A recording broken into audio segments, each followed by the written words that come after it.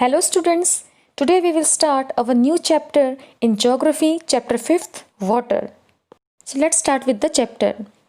Whenever we think about the water, the image comes in our mind is rivers, waterfalls, lake, ponds, rain, etc.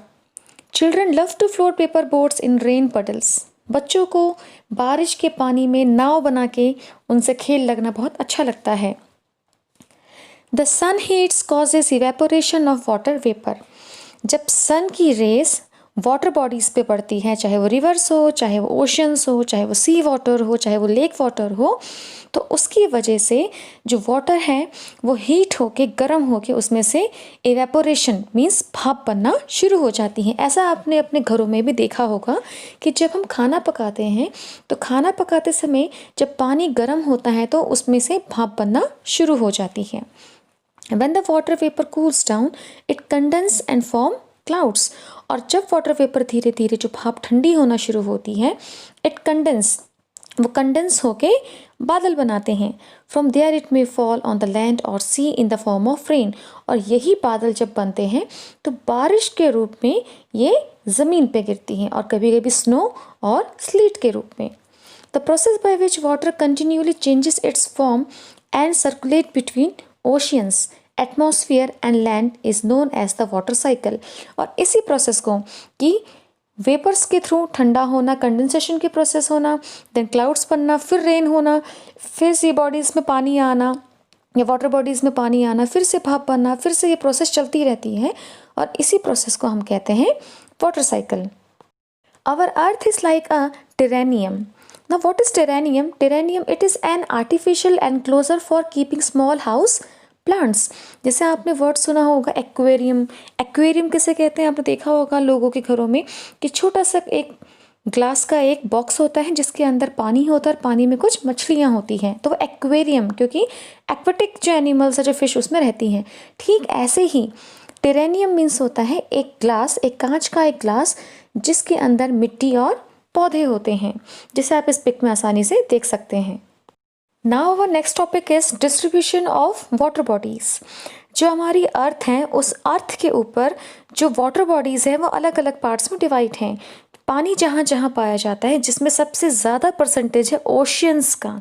सबसे ज़्यादा पानी 97.3 आपके oceans में, समुद्र में पाया जाता है, जो कि सलाइन होता है. सलाइन मीन्स खारा. और बाकी जो आपका फ्रेश वाटर है वो अलग अलग फॉर्म्स में, जैसे ice caps, ground water, fresh water lakes, inland seas and salt lakes, atmosphere, rivers, इसमें पाया जाता है. तो 97.3 तो आपका सलाइन वाटर है और बाकी जो 100 में से जितना परसेंटेज आपका बचा है उतना ही फ्रेश वाटर हमारे अर्थ में ह्यूमन बींग्स और एनिमल्स के सर्वाइवल के लिए अवेलेबल है. Now our next topic is ocean circulation.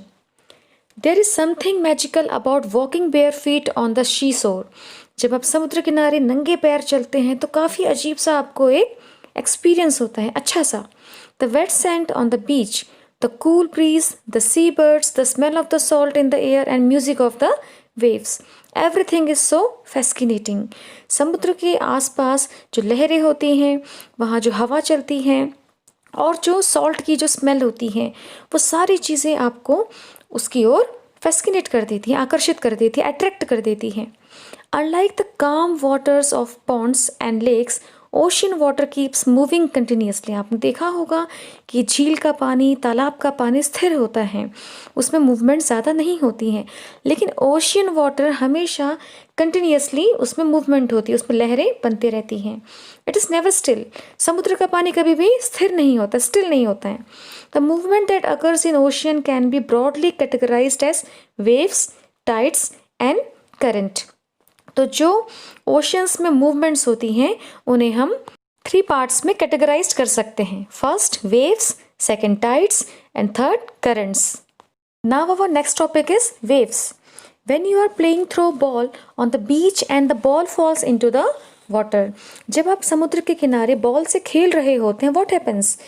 क्या होता है? It is fun to watch how the ball gets washed back to the shore by the waves. तो आपने कई बार देखा होगा कि समुद्र की लहरें उस बॉल को अपने साथ किनारे की ओर ले आती हैं.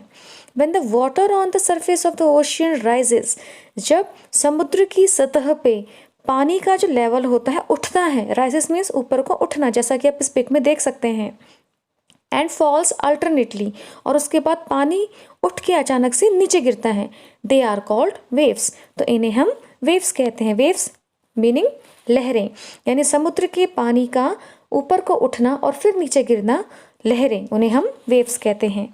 ड्यूरिंग अ स्टॉर्म, जब तूफान आता है, the winds blowing at very high speed form huge waves, तो हवा बहुत तेज चलती है जिसकी वजह से ये छोटी छोटी लहरें बड़ा रूप ले लेती हैं।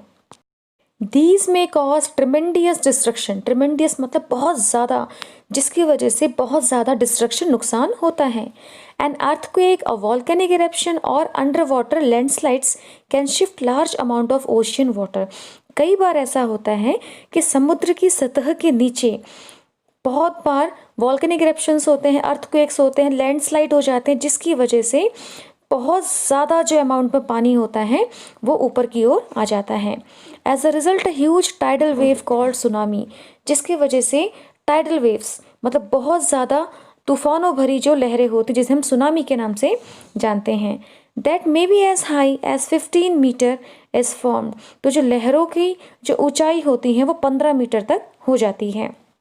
The largest tsunami ever measured was 150 metre high, अब तक की सबसे ऊंची जो लहर नापी गई है सुनामी के टाइम पे वो 150 मीटर रही है।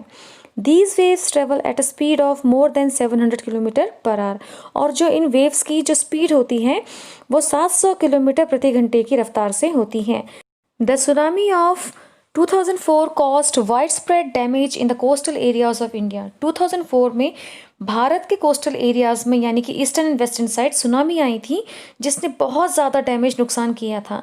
The Indira point in the Andaman and Nicobar island, जो भारत का साउदर्न पॉइंट जिसे इंदिरा पॉइंट के नाम से जाना जाता है, जो अंडमान एंड निकोबार आइलैंड में था, got submerged after the tsunami. 2004 में आने वाली सुनामी के बाद वो समुद्र में ही सबमर्ज्ड हो गया यानी कि डूब गया। So students, here we have completed the first part of this chapter, and your today homework is you have to find out the answer of the above question with the help of this video and do it in your rough notebook. Thanks for watching.